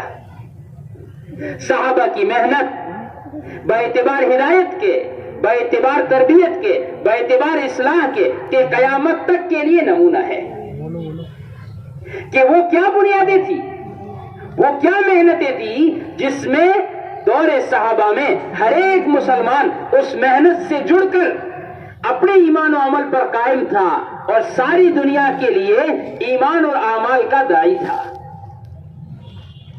کہ اس کا ایمان دیکھ کر، اس کے اخلاق دیکھ کر، اس کے معاملات اور معاشرت دیکھ کر دنیا کا باطل خیر کی طرف آنے کے لیے مجبور ہوتا تھا. کہ وہ کیا تھا کہ اس کا عملی اسلام تھا. آج اللہ معاف فرمائے دنیا کا باطل ایمان اور اسلام پر آنے کے بجائے ایمان اور اسلام کے خلاف کوشاں ہے. وجہ اس کی کیا ہے کہ وجہ اس کی یہ ہے کہ خود ایمان والا ایمان اور اعمال سے کٹا ہوا ہے. اس کا 95% معاشرہ بے حیائی پر ہے تو باطل میں جرأت پیدا ہوتی ہے حیا کو ختم کرنے کی کہ ختم کرو، کہ حیا کو ختم کرو. کیوں کہ یہ خود ختم کر چکا ہے. جب اس کے نزدیک کوئی اہمیت نہیں ہے تو ہم تو ختم کرنے والے ہیں. 100% میں سے 90% عبادت اور نماز کو چھوڑ کر زندگی گزار رہے کہ اس کی اصلاح کا راستہ یہ ہے کہ ایک ایک مسلمان کی صلاحیت اس رخ پر لگے جس رخ پر محمد صلی اللہ علیہ وسلم ڈال کر گئے تھے. پہلی بنیاد ہر ایک مسلمان کا مسجد سے جڑنا، اپنے دین اور ایمان کی حفاظت کے لیے اپنا تعلق مسجد سے قائم کرنا تھا. آج اللہ معاف فرمائے ایمان والا مسجد سے کٹنے کی وجہ سے بے دین ہے. اس نے یہ سمجھ رکھا مسجد کا تعلق کہ نماز مسجد میں پڑھ لی ہے، اب مسجد میں کیا کام ہے. یہ سمجھتا ہے نماز صرف مسجد صرف نماز کے لیے ہے کہ بے شک نماز مسجد کا اہم عمل ہے، لیکن مسجد کی بنیاد صرف نماز نہیں ہے. ایمان والے کا کام مسجد میں جا کر صرف نماز پڑھنا نہیں ہے، بلکہ مسجد کے ماحول میں رہ کر اپنا دین سیکھنا، اپنا دین سکھلانا، اپنے ایمان و عمل کی حفاظت کرنا کہ یہ بنیادیں ہیں مسجد کی. مسجد نبی 24 گھنٹے آواز سے آباد رہتی تھی اور ہر ایک مسلمان اپنا وقت لے کر مسجد کی طرف آتا تھا. مثال دی گئی مومن کی مثال مسجد میں ایسے جیسے مچھلی پانی میں. منافق کی مثال دی, منافق کی مثال مسجد میں ایسے جیسے پرندہ پنجرے میں. پرندے کا دل پنجرے میں نہیں لگتا, منافق کا دل مسجد میں نہیں لگتا. مچھلی کا دل پانی سے باہر نہیں لگے گا, مسلمان کا دل مسجد سے باہر نہیں لگے گا. آج اللہ معاف فرمائے, ایمان والا ہر جگہ پر جانے کو تیار ہے, لیکن اللہ کے گھر کی طرف آنے کے لیے اور مسجد کی طرف آنے کے لیے تیار نہیں ہے. اس کا وقت ہوٹلوں میں, چوپالوں میں, بیٹھکوں میں, چورستوں میں اور خدا جانے کن کن لہوات میں اس کا وقت ضائع ہو رہا ہے. کہ اس کی حفاظت کا راستہ یہ ہے کہ مسجد میں اعمال قائم کر کے, گشت اور ملاقات کر کے ایک ایک مسلمان کو مسجد کے ماحول سے جوڑا جائے. کہ یہ کوئی جماعت کے اعمال نہیں ہے کہ جماعت والے گشت کر رہے ہیں, جماعت والے تعلیم کر رہے ہیں. کہ نہیں دوست بزرگوں, مسجد کی تعلیم مسجد نبی کا عمل ہے, ایمان والے کے ایمان کی تقویت کا راستہ ہے. مسجد کے اطراف میں گشت اور ملاقات مسجد نبی کا عمل ہے اور صحابہ کا معمول ہے. امت کو مسجد سے جوڑنے کی بنیاد ہے کہ اللہ نے فرمایا قرآن میں, مسجدوں کو آباد وہی لوگ کرتے ہیں جو اللہ پر آخرت کے دن پر ایمان رکھتے ہیں. مسلمان یوں کہتا ہے مسجد کو آباد کرنا اور مسجد میں لے جانا یہ تو جماعت والوں کا کام ہے. کہ نہیں دوست بزرگوں, یہ تو ایمان کا تقاضا ہے اور یہ تو مسجد کا عمل ہے. ایک ایک کی خوشامد کریں, پیر پکڑ کر اس کو مسجد کے ماحول میں لے کر آئیں. امت مسجد سے جڑے گی, باطل کی ہر دعوت سے محفوظ رہے گی. اور اگر مسجد چھوڑ کر چاہے کتنی ہی بڑی تعداد میں قانون کے خلاف مجتمع ہو جائے, اللہ باطل پر اس کا کوئی رعب نہیں ڈالیں گے. کیوں؟ اس لیے کہ رعب پڑتا ہے سنت کا اور رعب پڑتا ہے انسان کے اپنے گھر میں محفوظ ہونے کا.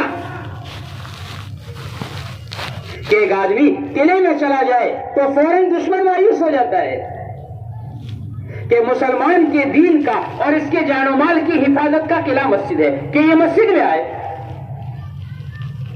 اگر یہ مسجد سے کٹتا ہے اور دوسرے راستے سے اپنا دین قائم کرنا چاہتا ہے یا اپنی حفاظت چاہتا ہے تو کسی بھی راستے سے اللہ کی مدد اس کے ساتھ نہیں آ سکتی. گشت اور ملاقات کریں, ایک ایک کی خوشامد کر کے مسجد میں لائیں. حضرت فرماتے تھے مولانا رحمۃ اللہ علیہ, آج ایمان والے کو ایمان والے کی دین کی نسبت پر خوشامد کرنے سے شرم آتی ہے. یہ اپنی حیثیت سمجھتا ہے, میں حاجی صاحب, میں چودھری صاحب, میں پنچ اور پٹیل صاحب, میں مولوی صاحب, میں امام صاحب, میں امیر صاحب, میں گشت کرنے جاؤں. عمر رضی اللہ عنہ نے نماز پڑھائی, امیر المومنین ہیں, ساری دنیا کے بادشاہ ہیں. نماز سے فارغ ہو کر سیدھے اپنے ایک ساتھی کے گھر گئے, جا کر کہا فلاں صاحب کہاں نماز میں نہیں تھے. ماں نے کہا رات پر نفل پڑھ رہے تھے, نیند آنے لگی, اپنی فجر پڑھ کے سو گئے. کہنے لگے رات بھر سو جاتا, فجر کی نماز جماعت سے پڑھ لیتا, زیادہ افضل تھا. کہ یہ گشت کون کر رہا ہے؟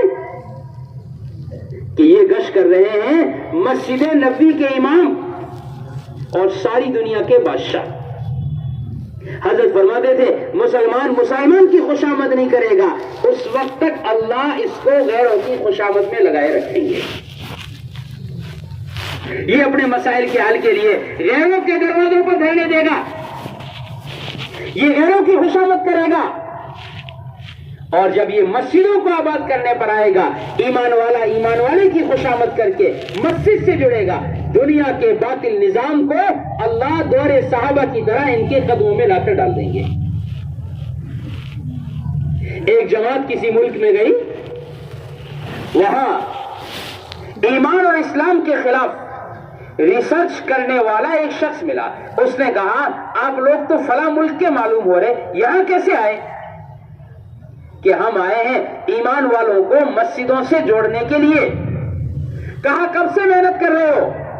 کہا بہت مدت سے محنت کر رہے ہیں. کہ کیا نفع ہو رہا ہے؟ کہ بہت نفع ہو رہا ہے. کہ کتنا نفع ہو رہا ہے؟ کہ کربلا کے اجتماع میں دعا کے دن سڑکوں پر بھی جگہ نہیں ہوتی. جمعے کے دن اور عید کے دن کہ دلی ہائی وے بھی بند ہو جاتا ہے. اتنے ایمان والے آتے ہیں مسجد میں کہ بہت نفع ہو رہا. اسی نے چلا کر پوچھ لیا آپ کے یہاں جمعے میں کتنے لوگ آتے ہیں؟ تو کہا بہت لوگ آتے ہیں جمعے میں.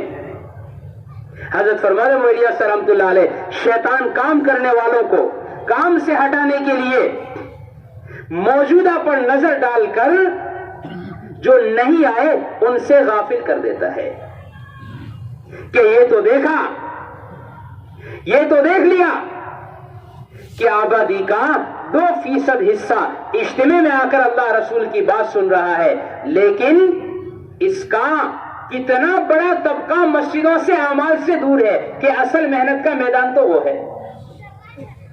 کہا بہت لوگ آتے ہیں جمعے میں. تو اس نے پلٹ کر دوسرا سوال پوچھا فجر میں کتنے آتے ہیں؟ تو فجر کا حال بیان کیا کہ مشورہ عشاء میں کرو. کہ کیوں؟ کہ مسجد اور جماعت کے ساتھی فجر میں نہیں پہنچتے، کہ جو عشاء میں مشورہ کر کے فجر میں نہ پہنچے وہ دنیا میں دین زندہ کر دیں گے. کہ فجر کا حال کیا ہے؟ کہ فجر کا حال بیان کیا. نیوں کا کیا حال، پرانوں کا کیا حال سب کو معلوم ہے. اس باطل کے ریسرچ کرنے والے آدمی نے یوں کہا سن لو مولوی صاحب، جس دن فجر کے نمازی جمعہ اور عید کے برابر ہو جائیں گے اس دن دنیا میں اسلام کے سوا کچھ بھی باقی نہیں رہے گا. ہم لاکھ الزام بے دینی کے باطل پر لگائیں اور بے دینی کا راستہ ہم خود کھولے ہوئے ہیں. یہ مسجد کی محنت اس لیے ہے ایک ایک مسلمان وقت دے، مسجد 24 گھنٹے اعمال سے آباد ہو. ایک ایمان والا مسجد میں نہیں آ رہا، جا کر اس کی خوشامد کرو، پیر پکڑو، اس کے گھر پر بیٹھ جاؤ. کہ نہیں چلو آپ کہو گے صاحب قرآن نے کہا ہے لا اکراہ فی الدین، دین میں زبردستی نہیں ہے. کہ لا اکراہ فی الدین کا تعلق غیروں سے ہے، ایمان والوں سے نہیں ہے. ایمان والوں کو تو اللہ کے حکم پر لانے کے لیے مجبور کیا جائے گا ترغیب کے راستے سے، ورنہ کہ اگر انہیں مجبور نہ کیا گیا تو یہ ارتداد کا راستہ کھول دیں گے. ابو بکر رضی اللہ عنہ نے سارے مدینے کو خالی کر دیا حضور کے وصال کے بعد ایمان والوں کو ایمان اور اعمال پر باقی رکھنے کے لیے. یوں کہا جو حضور کے زمانے میں جانور کے ساتھ رسی دیتا تھا زکات میں، آج یوں کہہ دے کہ میں جانور تو دے دوں گا لیکن رسی نہیں دوں گا. ابو بکر اس کو سمجھائے گا، اس کو دعوت دے گا. اگر یہ نہیں مانے گا تو اس کو مجبور کرے گا کہ یوں نہیں دعوت دے دو چھوڑ دو، آنا ہو جس کو آ جائیں گے، نہیں تو اللہ لاتے ہیں. کہ رشتہ داری میں کوئی نہ آئے، پروگرام میں کوئی نہ آئے، شادی میں کوئی نہ آئے تو کوئی نہیں کہتا کہ کارڈ تو بھیج دیا اور کیا کرنا ہے. کہ نہیں جا کر پیر پکڑیں گے، ٹوپی پیر میں ڈال دیں گے. یہ پنچ پٹیل لوگ پگڑیاں اتار کر ڈال دیں گے پیروں میں کہ صاحب آ جاؤ، ہمارا بھونڈا لگے گا. 95% طبقہ مسجد چھوڑ کر دنیا میں اسلام کا بھونڈا لگا رہا ہے، اسے کوئی احساس نہیں ہے. رشتہ دار نہ آئے، شادی بگڑتی نظر آتی ہے، پروگرام بگڑتا نظر آتا ہے. دنیا کے اندر ایمان اور اعمال کا نظام مسجدوں کو چھوڑنے کی وجہ سے بگڑتا ہوا اس کو نظر نہیں آ رہا ہے. ہماری حیثیتوں نے ہمیں گشت کرنے سے روکا ہوا ہے. کیا میری حیثیت اقتدار میں، میری حیثیت مال میں، میری حیثیت بزرگی میں، میری حیثیت علم میں محمد صلی اللہ علیہ وسلم اور خلفاء راشدین سے بڑھ گئی جو میں یہ محسوس کروں کہ میں کیا گشت کرنے جاؤں؟ اس کے لیے دوست عزیزوں ایک ایک فرد امت کو مسجد سے جوڑنا کہ یہ امت کی نجات کا راستہ ہے. दूसरी बुनियाद एक एक घर के अंदर आमाले दावत को कायम करना। मुआशरे की फसाद की वजह घरों में आमाले दावत का खत्म हो जाना है। मुआशरे की इस्लाह का रास्ता घरों में आमाले दावत को जिंदा करना है।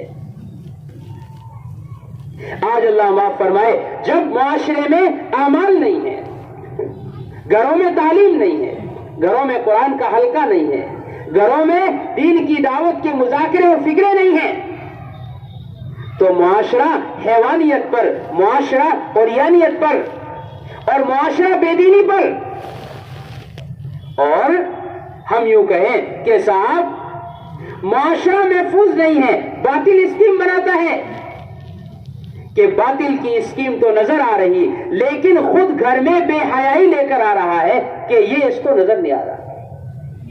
घर में टेलीविजन कौन ला के दे रहा है, घर में मोबाइल कौन ला के दे रहा है, घर में अखबार कौन ला रहा है, बातिल पैसे भर रहा है इसके कि नहीं। घरों की तालीम न होने की वजह से इस जुल्मत और गफलत की तरफ खुद कोशिश कर रहा है। इल्जाम के इल्जाम बातिल पर कि नौजवान नस्ल गैरों के साथ अगवा हो रही है, गैर ऐसी स्कीमें बना रहे हैं कि पहले ये सोच तूने अपने घर का दरवाजा बंद रखा है या खुला है, मालूम करना उलमा से। एक शख्स की चोरी हो जाए और शरी अदालत में कजिया चला जाए, चोर यूं कह दे कि मैंने दरवाजा खोलकर माल नहीं लिया, दरवाजा खुला था, माल सामने रखा था, मैं उठाकर लाया हूं। काजी कहेगा इस चोर का हाथ नहीं कट सकता, इसलिए कि जिस तरह चोर मुजरिम है इसी तरह मकान और माल वाला भी मुजरिम है कि इसने अपनी हिफाजत का इंतजाम क्यों नहीं किया। हम कहते हैं गैर और दुनिया का बातिल नौजवान नस्ल को बरगला रहा कि हम ये सोचे बेहयाई पर हमने उसे डाला हुआ है, अपने घर से हया को हम धक्का दे रहे, बातिल दरवाजे पर खड़े होकर उसको खींच रहा कि जिस तरह वो खींचने से मुजरिम है, हम अपने घर से हया को धक्का देने से मुजरिम है। लाख बातिल पर इल्जाम लगाओ, इर्तिदाद रुक नहीं सकता, मुआशरा महफूज हो नहीं सकता, हया और पाकदामनी आ नहीं सकती जब तक ईमान वाला अपने घरों में आमाले दावत को कायम करके अपने मुआशरे को बदलने का इरादा न करे। कि हो रही कोशिश कि क्या कि मुआशरे की खराबियों पर इतनी किताबें छप गई, इतने पोस्टर लग गए, इतने अखबारों में दे दिया कि घर की बत्ती चली जाए, कनेक्शन डीपी से कट जाए, लाख तस्करे कर लो, लाख किताबें लिख दो, जब तक कनेक्शन जुड़ेगा नहीं घर में रोशनी आएगी नहीं। ये देखो दौरे नबूवत के कौन से अमाल थे जो घरों से निकलने से घरों में जुल्मत आई है। कुरान ने मुआशरे की इस्लाह का रास्ता घरों की तालीम फरमाया है। इन्नमा युरीदुल्लाह लियुज़हिबा अन्कुम रिज्सा अहलल बैत व युतहिरकुम तत्हीरा वज़कुरना मा युतला फी बुयूतिकुन्ना मिन आयातिल्लाहि वल हिकमा। कि अल्लाह ताला ये चाहते हैं कि तुम्हें हर किस्म के रिज्स से, हर किस्म की नजासत से, हर किस्म की जाहिरी और बातिनी गंदगी से, मुआशरे की बुराइयों से पाक करे। इसके लिए तुम अपने घरों में कुरान और हदीस का हल्का कायम करो कि ये है मुआशरे की इस्लाह का रास्ता। मस्जिद व जमात का एक एक ईमान वाले का काम है, एक एक मुसलमान के घर में जा जाकर उनके मर्दों को तैयार करके घरों में फजाइल और मुंतखब की किताब देकर घरों में तालीम शुरू करवाए। अगर एहतिमाम से घरों में तालीमें नहीं होगी, मुआशरा नहीं बदलेगा, अगर मुआशरा नहीं बदलेगा, हालात के आने पर उम्मत इर्तिदाद से नहीं बच सकती। दौरे नबूवत में ज़माने जाहिलियत का बातिल घरों के इन अमाल से टूटा है। आज का ये बातिल मुआशरा भी और ये इर्तिदाद भी घरों के इन अमाल से, उन तालीम के हलकों से खत्म होगा, इससे ये महफूज होगा। इसके लिए 100% घरों में तालीम, ये दूसरी बुनियाद थी। और तीसरी बुनियाद थी अपना जान माल और वक्त लेकर अल्लाह के रास्ते में फिरना। ہر ایک ایمان والا اپنے جان و مال کی ترتیب بنا کر اللہ کے راستے میں نکلتا تھا. حضرت فرماتے تھے ایمان والے کی مثال اپنے دین کو لے کر پھرنے میں جاری پانی کی طرح ہے کہ پانی جب تک جاری رہتا ہے, پانی جب تک بہتا رہتا ہے کہ اس وقت تک پانی کے اندر طاقت ہوتی ہے کہ بڑی سی بڑی نجاست اور غلاظت کو بے اثر کر دیتا ہے. ایک آپ دیکھیں چھوٹا سا پانی کا نالا بہ رہا ہے, ایک بڑے سے بڑا جانور اس میں نجاست کر دے, بڑی سی بڑی غلاظت اس میں گر جائے, اس کے بہنے کی اور حرکت کی طاقت یہ ہے کہ اس کو بے اثر کر دے گا. کوئی اثر اس پانی پر نہیں ہوگا اس نجاست کا, اس کی حرکت کی وجہ سے. اور اگر تالاب کا پانی, کھاڑی کا پانی ایک جگہ پر ٹھہرا ہوا ہے کہ یہ پاک ہے, پاک کرنے والا ہے, لیکن ایک مدت تک اس لیے کہ حرکت نہ ہونے کی وجہ سے اس کے اندر سے نجاست کے اثر کو دفاع کرنے کی طاقت ختم ہو گئی ہے. ایک جانور نجاست کرے گا, اس کی گندگی اندر رہے گی, کوڑا کچرا گرے گا, اس کا اثر اندر رہے گا, ہوتے ہوتے رنگ بدلا, بو بدلی, مزہ بدلا کہ نہ پاک رہا نہ پاک کرنے والا رہا.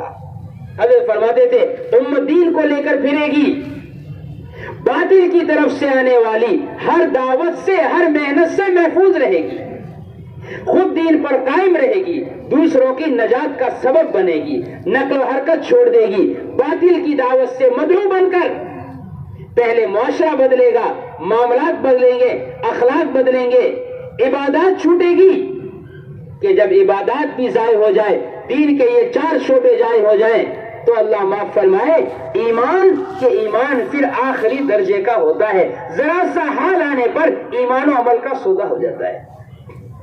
اگر محنت کر کے جان و مال لگا کر امت کو نقل و حرکت پر ڈال کر اپنے دین پر قائم نہ کیا گیا تو اللہ معاف فرمائے یہ ایمان سوز ہوائیں اور یہ دنیا کے باطل کا عروج ایمان اور ایمان والے کے لیے اس کے ایمان اور عمل کو ختم کرنے کا اور ارتداد کی طرف جانے کا سبب بنے گا.